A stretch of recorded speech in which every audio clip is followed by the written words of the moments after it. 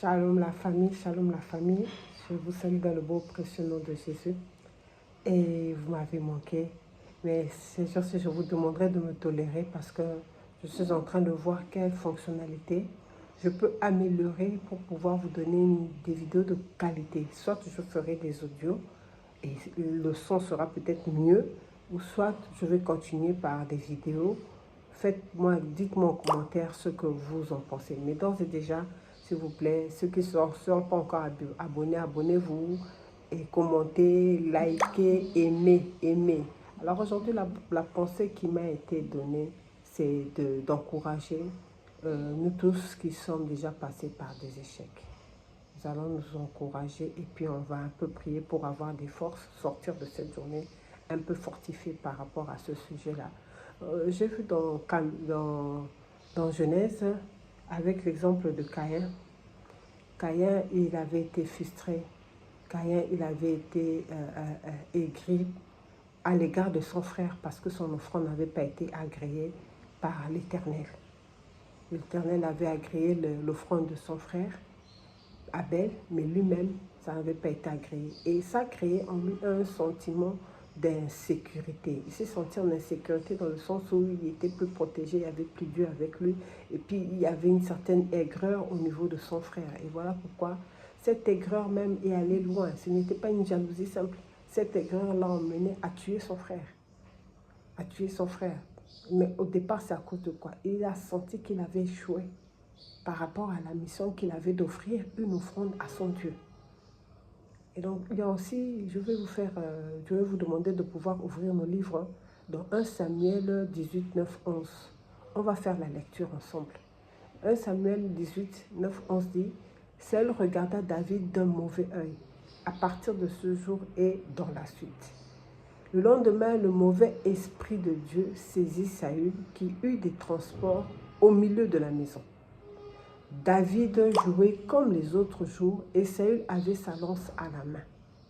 Saül leva sa lance, disant en lui-même, « Je frapperai David comme contre la paroi. » Mais David se détourna de lui 2 fois. Donc David a risqué sa vie 2 fois avec les crises que Saül avait.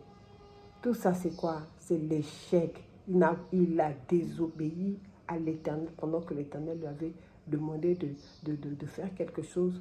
Et lui, il attendait que, si vous allez un peu plus loin dans le livre de 1 Samuel, lui, il attendait que Samuel vienne pour pouvoir agréer l'offrande qu'il allait offrir à Dieu. C'est Samuel, en tant que un sacrificateur, qui devrait le faire. Lui, comme il a vu que Samuel ne venait pas et que le lendemain, il devait combattre, qu'est-ce qu'il a fait? Il a pris les devants, il s'est fait sacrificateur lui-même pour aller donner cette offrande à Dieu. Et le Seigneur n'a pas aimé de tout ça.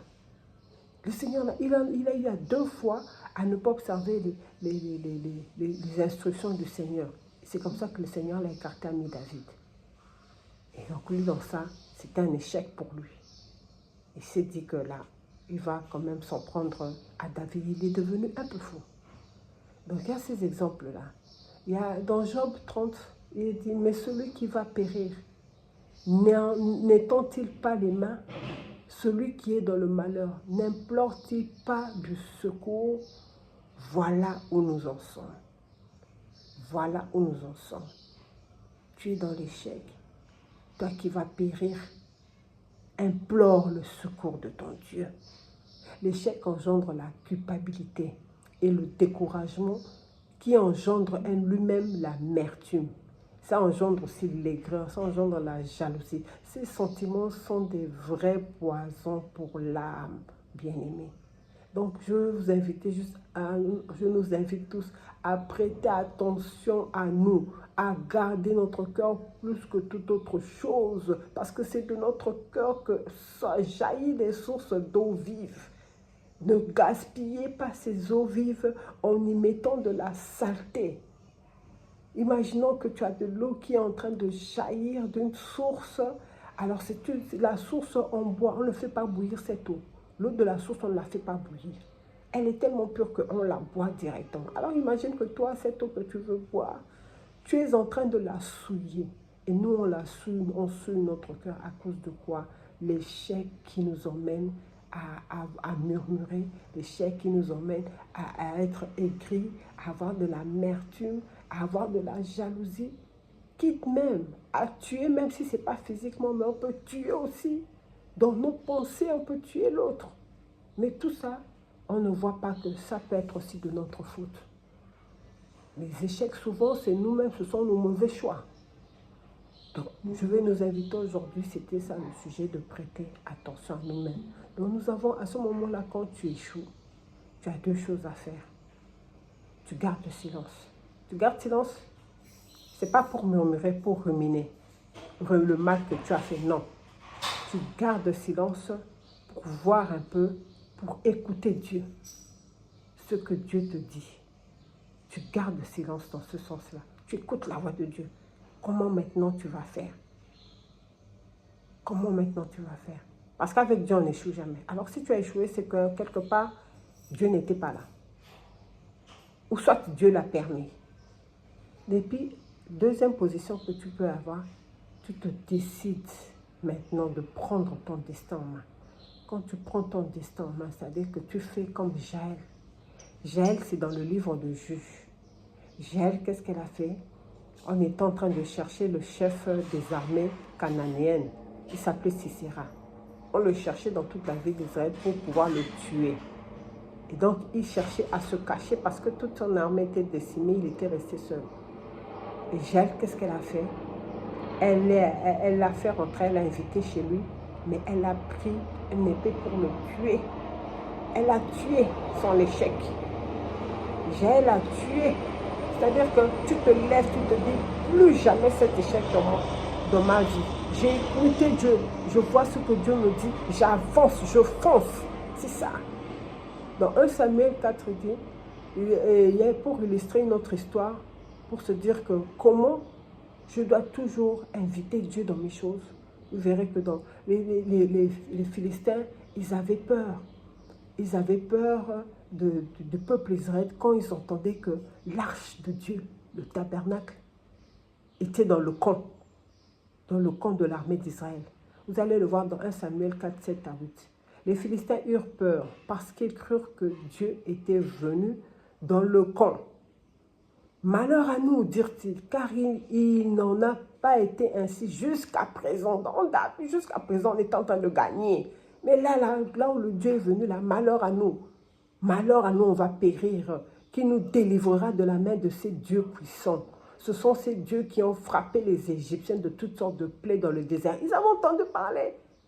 Ils pensent que c'est plusieurs dieux comme ils sont polythéistes. Ils se disent que c'est plusieurs dieux comme ils sont dans l'idolâtrie. Mais alors que c'est un seul Dieu puissant qui avait frappé l'Égypte. Et donc ils se disent, qui nous délivrera? On a entendu parler de ce Dieu qui a fait des ravages à l'Égypte. Voilà l'avantage d'être avec ton Dieu quand à ce moment-là, tu es en train de perdre les batailles, quand tu es dans l'échec. On te verra dans Proverbe 24, 16, il dit, si le juste tombe 7 fois, il se relève, mais le méchant trébuche quand le malheur le frappe. Toi, tu es méchant, tu n'es pas méchant. Tu trébucheras quand le malheur te frappe.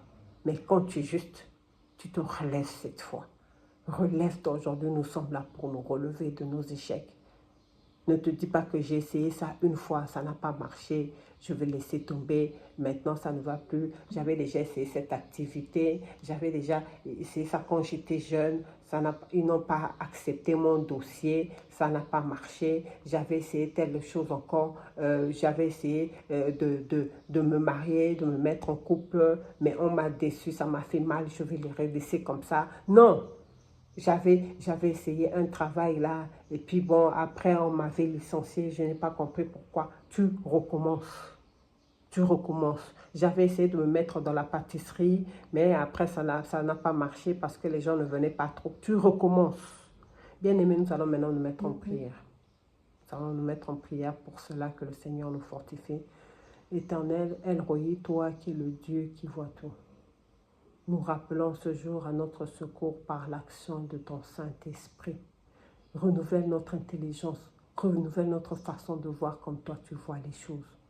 Bien souvent, il nous arrive parce que nous sommes incapables, mais ce n'est pas parce que nous sommes incapables, Seigneur, mais c'est parce que tu veux nous enseigner quelque chose que bien souvent, il nous arrive d'avoir des échecs.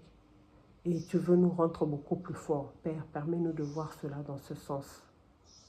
Désormais, Éternel, que l'échec qui me tombe dessus me permette d'en tirer quelque chose de bénéfique, me permette d'en tirer une leçon.